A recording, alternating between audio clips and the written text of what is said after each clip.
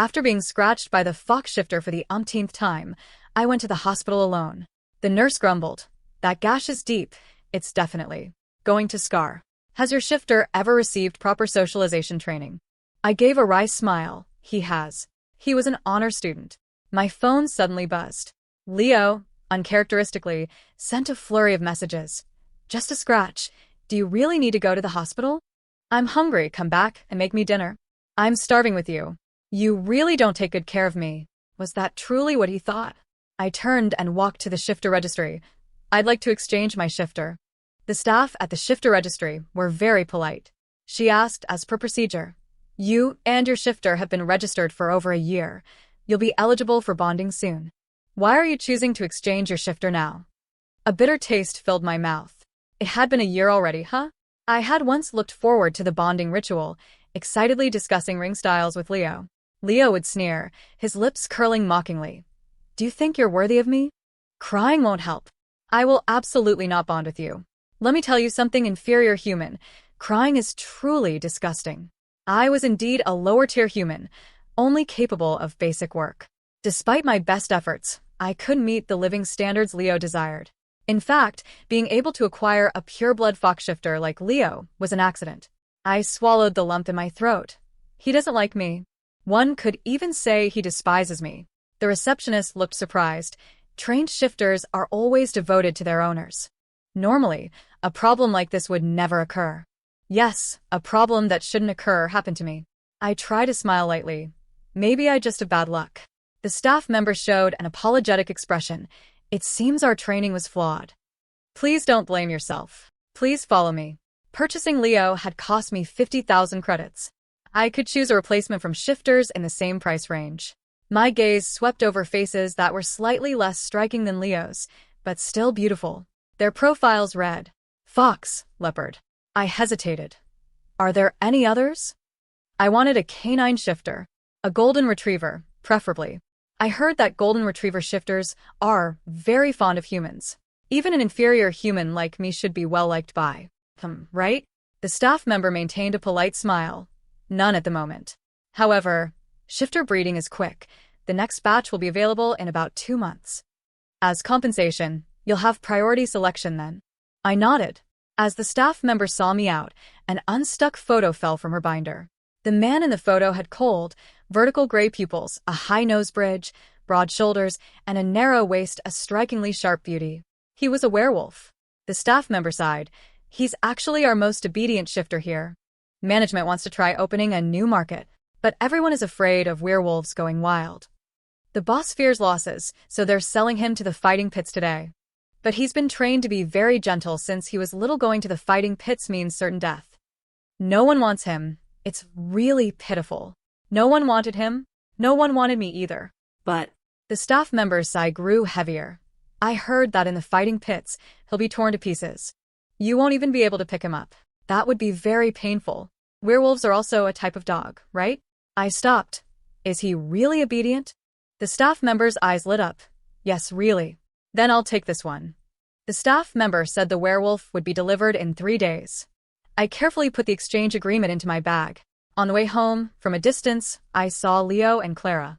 The white-haired shifter was bathed in the twilight, his features deep and exquisite, like a work of art.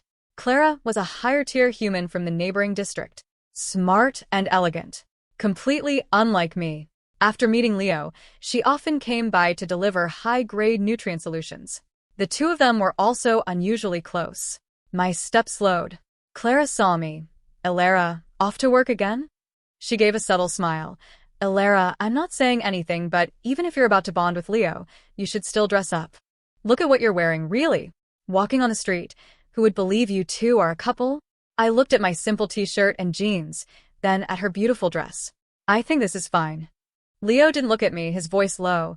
She doesn't look good dressed up either. Might as well pretend she doesn't know how to dress up. Saves people from saying she's genuinely ugly. Clara playfully hit his arm. Leo, how can you talk about a girl like that? Leo curled his lips. It was a perfect smile, yet full of mockery. You're trying to be nice to her and she still thinks you're meddling. Inferior humans can't understand the thoughts of higher-tier humans. Being bought by her was truly the worst luck of my life. Actually, Leo wasn't always like this. Even if I couldn't provide him with the high-grade nutrient solution a top-tier shifter needed, even if the clothes I bought would chafe his delicate skin, Leo always firmly maintained that meeting me was a stroke of luck. The turning point came when we encountered Leo's former competitor, a red fox shifter, on the street. My bag dropped to the ground, and Leo helped me pick up the scattered items. The red fox shifter got out of his car and stepped right on Leo's hand. He exclaimed, "Oh, isn't this the most popular Leo? How did you end up with such an ugly, inferior human?" "Well, I suppose a defective product with an inferior human, it just fits." Leo locked himself in the house for a night, and I stood guard by the door all night. I told him it was wrong to categorize people into different tiers, so Leo being classified as defective by the Shifter Registry shouldn't matter. We were living perfectly well, weren't we? Leo opened his door, his eyes red and swollen. You've never lived in the heavens, so of course, you think being trash isn't bad. Later, he met Clara. Clara came from a noble background and could offer Leo many things. They grew increasingly familiar. Sometimes, while chatting, Clara would lean against him. I cautiously brought it up once. "You're my shifter. Can you keep your distance from Clara?" Leo gave me a condescending glance, both cold and hateful. He said, "Alara, if I hadn't had that defect, how could you possibly have acquired me? You merely took advantage of my misfortune. By what right do you put on airs as my owner?" But it was Leo who begged me to save him then. In this new era, male shifters bear the function of reproduction for humans. As the most exceptional shifter, Leo had fetched an exorbitant price at the trading house before his infertility was discovered. A non-reproductive shifter was unwanted. Even at a discounted price of 50,000 credits, he was considered useless among humans with reproductive needs. The higher-ups intended to send him to the red light district to recoup their investment. That day, I happened to be going to purchase a shifter of my own. Leo broke through his restraints, kneeling before me. "Please save me." He looked up, crying, tears like pearls streaming from his beautiful eyes. "I'll be very good to you. I'll become your family. I don't want to die, please." I had no family since childhood, growing up in an orphanage. Leo's words touched me. Although I loved children, having one family member seemed just right. I spent all my savings and took out a loan to buy Leo. Fearing to hurt Leo's pride, I never brought up the past. I never expected to hear it from him again, twisted into me taking advantage of his misfortune. I argued with Leo. During the dispute, I touched his hand. He instinctively pushed me away with a fierce shove. A sharp table corner cut my arm, leaving a gash deep enough to show bone. Leo froze for a moment but still didn't move. "If you hadn't tried to touch me, how would you have gotten hurt? It's all your own doing." He didn't even want to accompany me to the hospital. "I'm going shopping with Clara today. Besides, my presence won't lessen your pain. You have hands and feet. Don't blame everything on me." As the nurse dressed my wound, she sighed. "Such a deep gash will definitely scar. It'll ache on rainy days. You and your shifter are so incompatible. Maybe it's time to give up." I suddenly understood. Right, I could give up. Leo and I didn't need to be bound together for life. My thoughts returned. I spoke, interrupting Leo's movement to close the door. "Leo, do you truly feel that being with me is a torment?" Leo's body stiffened, but when he turned, he still wore that mocking expression. "Yes. But an inferior human like you, who got such a bargain with me, would you really be willing to let go?" "I'll be stuck with a persistent pest for life." I exhaled. It seemed my decision was correct. Leo, not getting a reply from me, impatiently flicked his drooping tail against the floor. "What exactly do you want to say?" I looked down, picking at my fingertips. "I've prepared a gift for you. You'll find out in a few days." A fleeting, unidentifiable emotion flickered across Leo's face. It seemed to be anticipation. But quickly, he resumed his mocking tone. "Not another bowl of low-purity nutrient solution that even dogs wouldn't drink, is it? I'll just have to waste my energy pouring it down the toilet." I answered very seriously. "No, it's the thing you want most. Freedom." Leo tossed out a "better be" and shut the door tight. Clara arrived first thing in the morning. Leo and I agreed to go shopping. His taste is similar to mine. We have a lot in common when we go out. "Alara, you wouldn't be upset, would you?" Clara's eyes flickered with a probing light. Normally, I would sulk and forbid Leo from going. He didn't want to go out with me, so what was he doing going out with others? But today I had plans too. "I don't mind." Leo's expression of disdain hadn't even materialized. Instead, it got stuck, looking somewhat odd. Elara, you're not angry? I put on my jacket. Not angry. You can go wherever you want. Today was the end-of-season sale at the mall. I needed to hurry and buy some essentials for the werewolf. Clara hooked her arm through his, chirping sweetly. Isn't it better if she doesn't cause trouble? Stop talking nonsense, let's go. Watching their intimate interaction, I didn't feel the familiar pang of bitterness. I just kicked on my shoes and quickly left. The ordinary mall was always bustling with people year-round. Mostly lower-tier humans shopping with their common shifters. Everyone was jostling, but their faces were filled with happy, contented smiles. I unconsciously absorbed the atmosphere. When I had my new shifter, I should be just as happy. I would never again hear Leo say that trash should buy cheap things. He would no longer coldly mock the small, then leave publicly, leaving me humiliated alone. Actually, all I ever craved was an ordinary, warm shifter partner. If not for Leo begging for help, I would have already been living this life. It was almost dark when I got home. For once, Leo was actually home.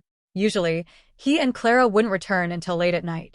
Leo sat on the sofa with his arms crossed, his face filled with unconcealed anger. Where did you go? You didn't even make me dinner. Living a hard life with you is bad enough, but I can't even fill my stomach. You really don't take good care of me. I sipped my bubble tea, setting down my shopping bags. Oh, I thought you'd eat at Clara's before coming back. And didn't you say you didn't want to eat? Last time for your birthday, I cooked all afternoon and you dumped it all in the trash. Leo was so choked he couldn't speak. I single-mindedly organized the things I bought for the werewolf. Chew toy, grooming brush, fish oil. Leo stood behind me at some point.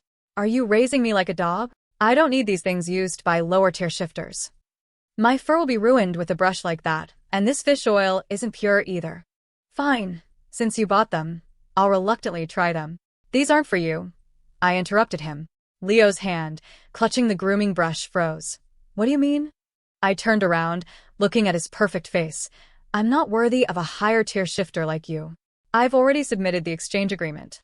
In a couple of days, you won't have to see me again. The clock ticked, a crisp talk. Leo and I exchanged silent glances. After a long moment, Leo's tightly knit brows relaxed. Clara was right after all. What? He said unequivocally. You're just seeing us being close, playing hard to get, trying to make me regret it. And now you're talking about an exchange. She said you're cunning, and she was absolutely right. Do you think a few scare tactics will make me fawn over you like those cheap shifters? I didn't want to argue with him anymore, muttering softly, if you think so, then fine. My attitude, however, only provoked Leo further. He angrily tore the calendar from the wall. The 20th of next month had a heart drawn with a highlighter by me. You just want to bond with me, don't you? You were pressuring me months in advance about what kind of ring I wanted, forcing me to live with you. You want to have me, you could just say so. Don't you think using such tactics is dirty? Shifters have a companionship obligation to humans. At first, I thought Leo and I weren't close enough. Later, it was his unwillingness. We had never been intimate until now. Even holding hands, I'd only seen him do it with Clara. Whenever I showed sadness, Leo would mock. Clara stumbled. I just helped her up. We're not as dirty as you inferior humans. I stared at Leo, suddenly feeling like he was a complete stranger. I used to think he was perfect, and I was just an inferior human, so whenever problems arose, I always felt it was my fault. But he was always dissatisfied, and I grew more and more anxious. When Leo asked if I was worthy, I instinctively felt I wasn't. So, over the past year, I loved him wholeheartedly, trying every way to bring us closer. In Leo's eyes, it all became manipulative, a scheme to possess him. That heart I drew was filled with love. I didn't think liking my shifter and wanting intimacy with him was dirty. Leo was still fuming. He tore the calendar to shreds, scattering pieces everywhere. I'm telling you, even if I bond with you, I'll still associate with Clara. If you want to be close to me, you have to ask my permission first. When we walk on the street, no one can know we're together. Leo. I cut off his incessant chatter. He angrily looked at me, as if what he had said wasn't enough. My heart had never been calmer than now. No wonder you're a defective product. I said, enunciating each word. Buying you was truly bad luck. Leo's golden pupils contracted violently into a slit, and his fluffy white tail stood on end. He was bristling. The staff member from the Shifter Registry arrived promptly. Leo stared intensely at the werewolf named Adrian. Adrian was very tall, his muscles bulging against his short-sleeved shirt, forcing me to look up at his face. Sword-like brows, phoenix eyes, and a scar near his temple. A little fierce. This was my first time interacting with a powerful shifter. I felt a little intimidated. Could this werewolf really be obedient? Adrian seemed to sense my fear. He deliberately bent down, allowing me to touch his furry ears. His voice was very soft. "Hello, owner, I am Adrian." The staff member was the same receptionist, Chloe. Chloe smiled broadly. "Don't be scared. Adrian grew up under my care. He's very gentle." However, the Shifter Registry is currently undergoing renovation, so Leo's transfer will be in about 2 weeks. Could we temporarily board him with you? The Shifter Registry will cover the boarding fee. As Chloe spoke, I could feel Adrian's fluffy tail brush against my ankle, wagging excitedly with small, rapid movements. I remained noncommittal. Leo hadn't uttered a sound, until Adrian tried to hold my pinky finger. Only then did he lightly spit out 2 words, "Worthless dog." Adrian shivered, his tall body shrinking into a ball, pressing hard into my arms. "Owner," he's glaring at me. I'm so scared. My apprehension vanished. Who said werewolves had bad temperaments? This werewolf's temperament was too good. Both gentle and obedient, exactly what I wanted. Chloe's smile instantly disappeared. She put on a very serious expression, showing her work ID, number 4561, Fox Shifter, Leo, correct? The color drained from Leo's face, inch by inch, yes. On behalf of the Shifter Registry, I formally inform you that your owner has entrusted us with an exchange. The Shifter Registry is very disappointed in your dereliction of duty.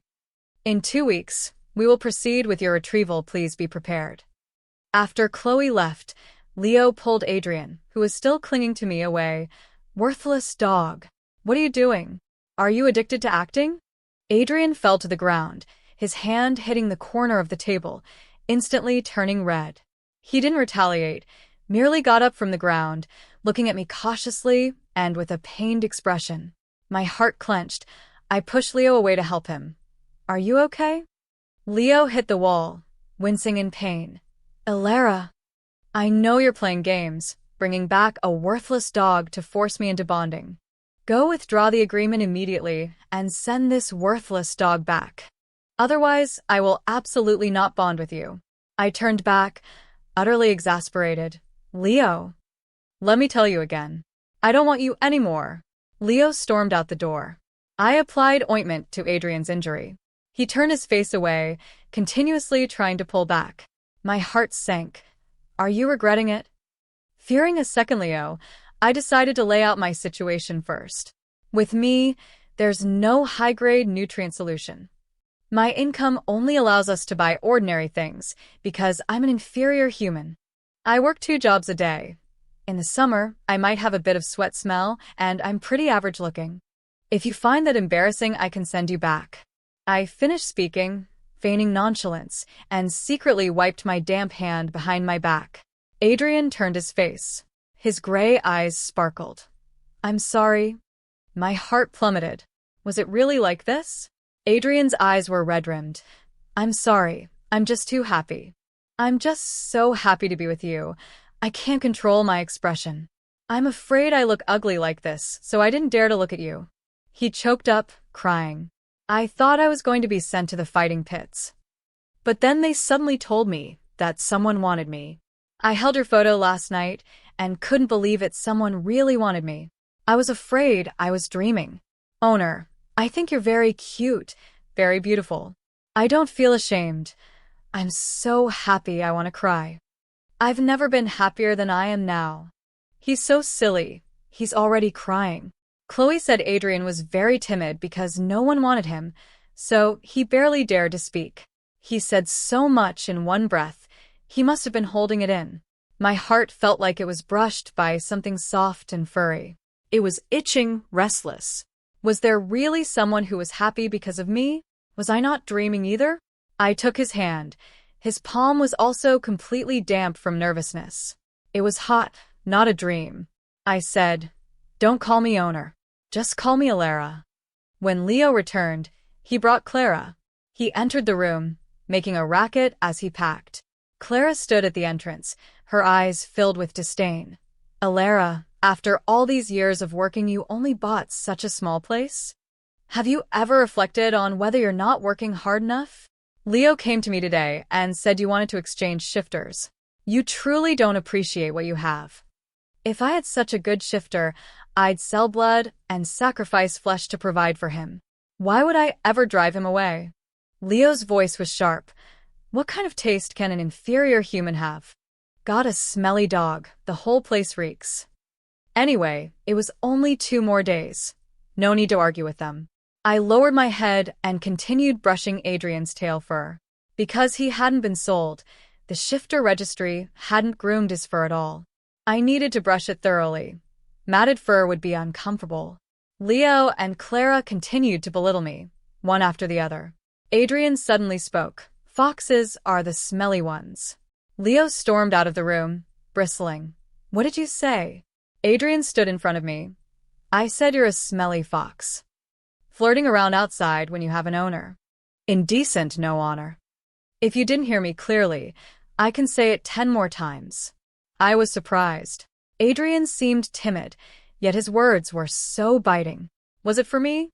A secret warmth spread through my chest. I looked at Adrian, who innocently blinked his eyes again, timidly shrinking back into my arms. Clara exhaled through her nose. "Alara, since you two dislike Leo so much, you'd agree to him boarding at my place, wouldn't you?" I nodded. "I have no objection." Leo dropped the clothes he was holding. "Alara, you've wanted to get rid of me all along, haven't you?" I stared at Leo's feet. He was stepping on a shirt that cost 1,000 credits while I was wearing a hoodie from a big sale, 3 for 200. I sighed. "Leo, aren't you the one who wants to leave me?" Leo stared at me, repeating through gritted teeth. "Yes, I want to leave you. You're not getting rid of me. I don't want to spend another minute in this awful place." Clara quickly said, "Leo, don't worry, if you come home with me, I'll give you the best." But Leo didn't respond. The only sound in the room was his tail thudding against the floor. After a long pause, he took 2 steps forward, stopped, then looked back at me. I looked down, pretending not to notice. Clara's smile froze on her face. "Leo?" Leo moved again, but this time he pushed Clara out the door. "Although I don't want to be here. The Shifter Registry wants me to stay at Alara's house, so I shouldn't violate the rules. Clara, wait until I'm listed for sale, then you can find me at the Shifter Registry." The front door closed tightly, cutting off Clara's unwilling shouts. Adrian glanced at Leo's unmoving back, then whispered in my ear, "Alara, let's go to our room. It's too late. We can sleep now." His moist breath on my earlobe made it flush. They were perfectly normal words, yet I felt strangely odd. Leo suddenly turned around. "Are you two sleeping together?" Adrian had his arm around my shoulder, as if I was leaning against his broad chest. He said very innocently, "Oh yes. Is it not normal for me to sleep with my owner? Right, ex-bro?" I fluffed up the new bedding until it was very soft. "Sorry about this, but once Leo leaves, I'll clean out that room for you to stay in. At least the weather is warm now, so you won't catch a cold sleeping on the floor. But you're a wolf, so you should." Turning around, Adrian stood by the door, picking at his fingers, his ears drooping. My movement slowed. "What's wrong? You don't want to sleep on the floor? Then you can sleep on the bed. I'll sleep on the floor." Adrian's tail drooped even further. His eyes reflected a glistening moisture. Did I do something wrong? I was confused. "You're fine. Werewolves are tall." Adrian dropped to his knees with a thud, making the already narrow room feel even more cramped. His somewhat fierce face, illuminated by the warm yellow light, looked pathetic and helpless. Adrian shuffled on his knees, hugging my legs, tears flowing freely. "Owner, whatever I did wrong, I'll change. Please don't make me sleep alone. I've learned how to serve humans at the Shifter Registry." My face flushed, belatedly. So Adrian was crying because we were sleeping in separate beds? I instinctively reached out to wipe his tears. Adrian rubbed his face against my palm, following my hand.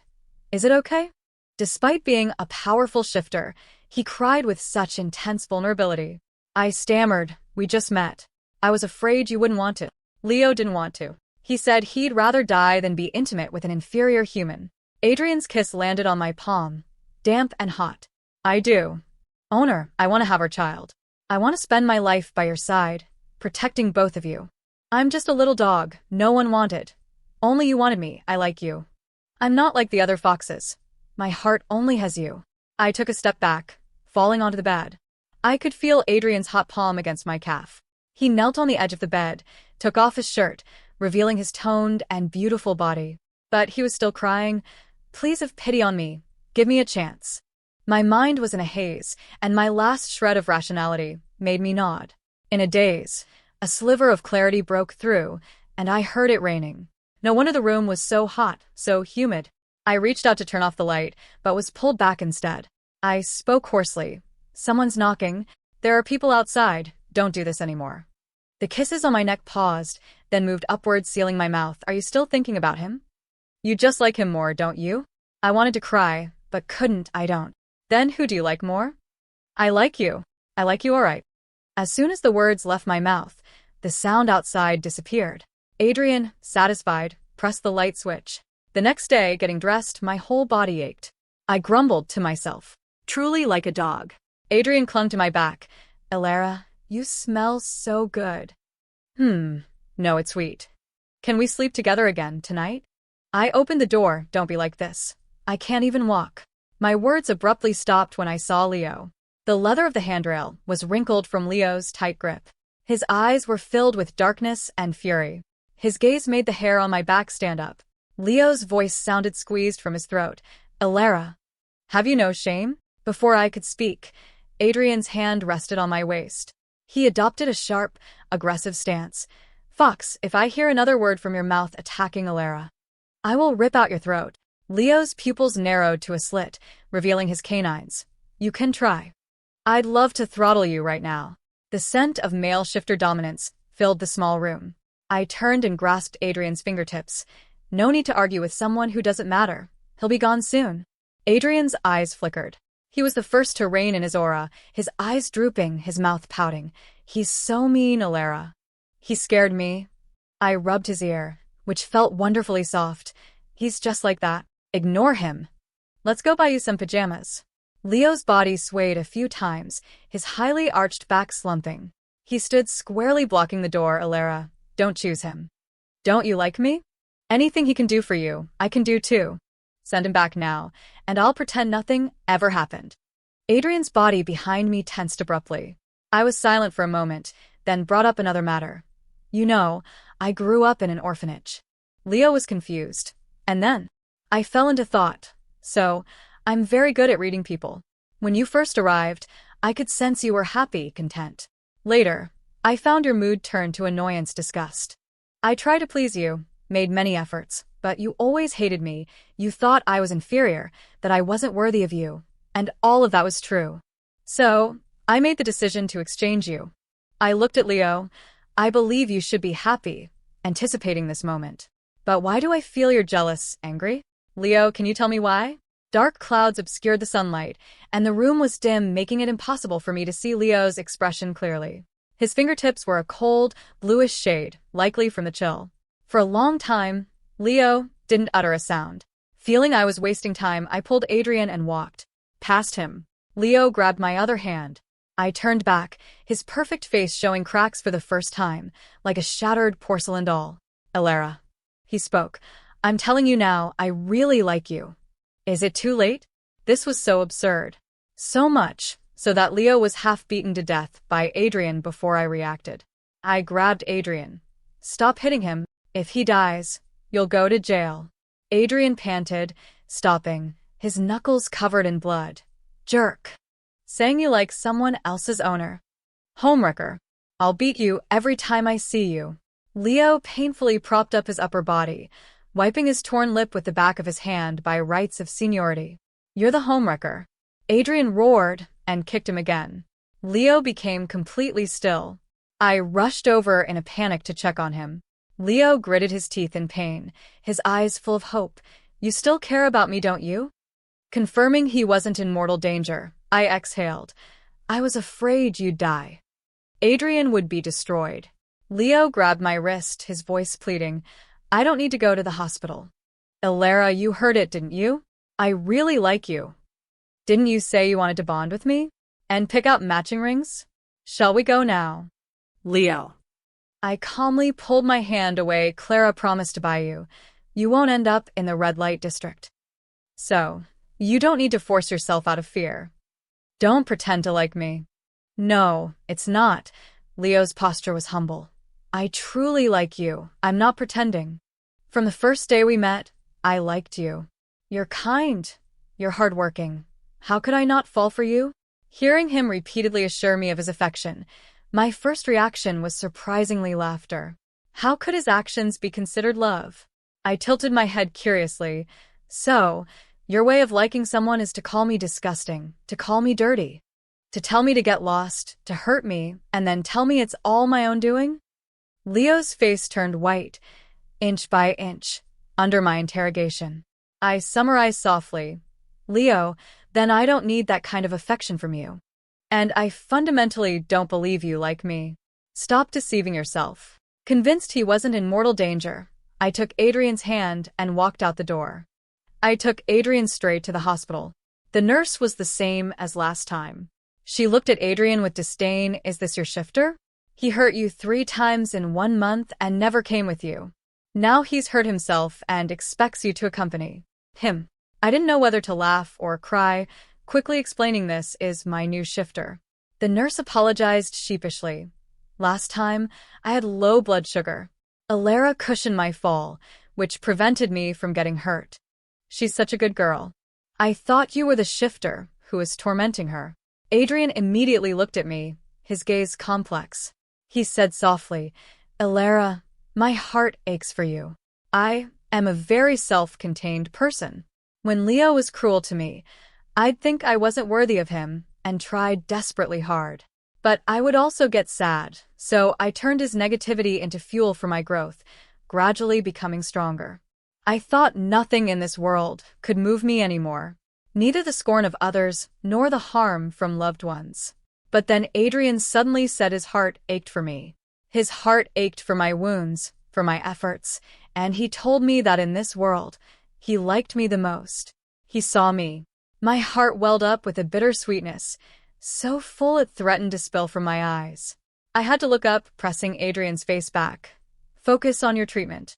It turns out that in this world, things truly do get better after hitting rock bottom. I had no family and I met Leo, who didn't love me. All the hardships along the way were just to deliver Adrian to my side in the end. For the next while, Adrian and I seamlessly ignored Leo. Adrian found a job. I have hands and feet, and I'm a man. I can't let you support me. If we both work, our lives will only get better. Only then did I realize life could be shared by 2 people.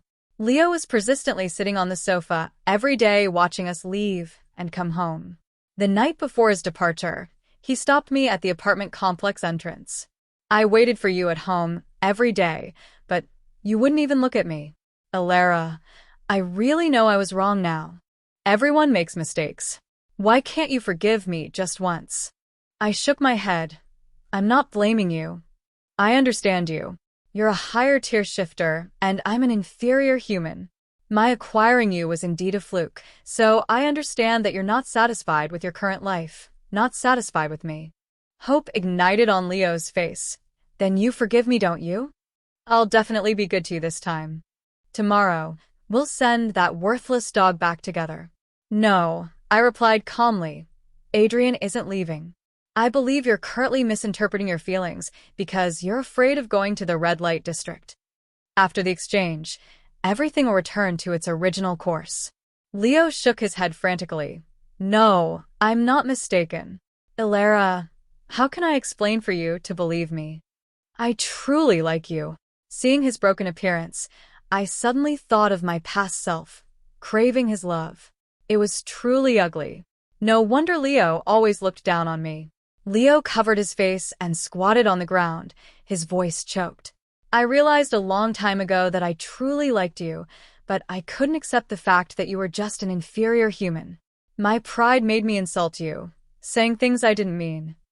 As if that way, I wasn't lowering myself, wasn't only worthy of an inferior human.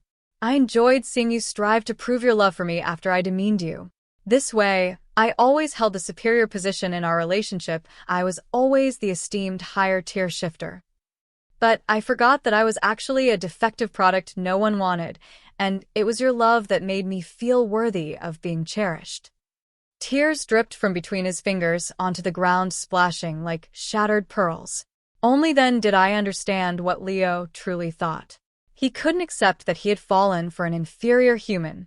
He hoped that through my adoration, he could prove that his liking me was forced, reluctant. I looked at the person before me and suddenly retched. So disgusting.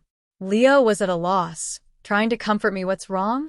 I wiped my mouth, pushing his hand away. Leo, we're really over. When Chloe arrived, she was all smiles. Elara, Adrian is very obedient, isn't he? Adrian quickly spoke up. Of course I'm obedient. Right, Elara? I couldn't help but chuckle. Mostly obedient. Adrian mumbled. What do you mean? I'm always very obedient. A tall, strong shifter acting like that was somehow very endearing. Chloe asked me to sign the confirmation agreement. As I picked up the pen, I suddenly remembered the day I bought Leo. We sat together, his nose red, tears and joy mixed. Because he was so cute, I couldn't help but look at him a few times. He seemed a little flustered. I'm sorry, I'll be more careful with my appearance from now on. I couldn't help but smile. You look quite good right now. Leo smiled with me. What's so good-looking about it? That was one of the few times I saw him smile. I remembered the curve of his smiling lips, his left canine tooth a bit longer. I shook my head, shaking off the Leo from my memories. No matter what, he wasn't that person anymore. Leo lay in the room, his eyes vacant, staring at the ceiling. Chloe finished reading the announcement. Leo gave a self-deprecating laugh. I always thought this bed was uncomfortable. Only today did I realize it's actually quite comfortable. He sat up, then followed Chloe out of the house. He walked very slowly. But until he left, Adrian and I didn't look at him again. I held scissors, looking at Adrian eagerly. I watched a video where an owner trimmed their shifter's ear fur into cute round shapes. I'll try. But let me warn you first, you can't get angry if I mess it up. Adrian obediently lowered his head, his ears soft like two clouds. Whatever you trim, I like. The front door closed. Leo had left. Much later, I heard from Chloe that Clara had not bought Leo. She found out Leo couldn't reproduce and threw a huge tantrum at the Shifter Registry. Said Leo wasted her time. He's clearly a defective product, yet he acted so arrogant. I was surprised Clara hadn't known about Leo's issue. What about Leo then? Was he sold to the red light district? Chloe hummed. He got sick. Depression. He couldn't even talk to people. Management had no choice but to request his disposal. Now he works at an orphanage. Being around children seems to calm him down a bit. After hanging up, I was stunned for a while. Adrian hugged me from behind. Are you worried about him? If you're really worried, we can buy him back. I don't mind. He said he didn't mind, but his hands were practically crushing my waist. I turned and pinched his face. When are you going to learn not to be so contradictory?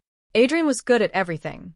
It's just that with me, he was always so careful to please. He'd agree to any request I made. I was genuinely afraid that one day I'd do something bad and he'd still clean up after me. I wanted him to be more at ease, to express his true feelings. I pinched him hard, hoping Adrian would learn to refuse my unreasonable actions. But even as his cheeks turned red, he showed no reaction. Instead, his eyes lit up as he looked at me. I was frustrated. Why don't you say it hurts? You can refuse me. Adrian shook his head. You only pinch me. You don't pinch anyone else. That means you like me. You like me, and I'm very happy, so it doesn't hurt. I was both amused and annoyed. You really are. You really are. I kissed his red, swollen face. You really are too cute. After the kiss, I suddenly noticed the air in the room grew thick and heavy. Adrian was visibly agitated, his tail wagging non-stop. I tried to run, but he had already grabbed my ankle. Our child will be even cuter than me. Do you want to try? I shook my head. I don't. It's still daytime. Adrian tilted his head, thought for a moment, then pulled me back. He was very serious. You said I should learn to refuse you. Then I refuse your I don't want to. Is that what I meant? Stop kissing me indiscriminately. Fortunately, I am a self-contained person. This could be considered Adrian's first step in learning normal romance, right? The end.